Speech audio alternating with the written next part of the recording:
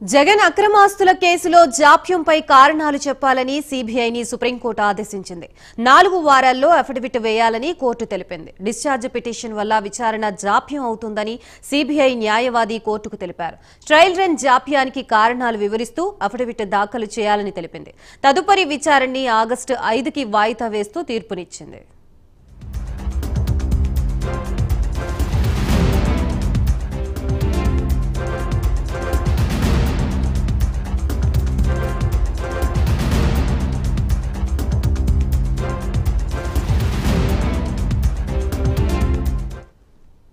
జగన్ అక్రమాస్తుల కేసులో జాప్యంపై కారణాలు చెప్పాలని సీబీఐని సుప్రీంకోర్టు ఆదేశించింది. 4 వారాల్లో అఫిడవిట్ వేయాలని కోర్టు తెలిపింది.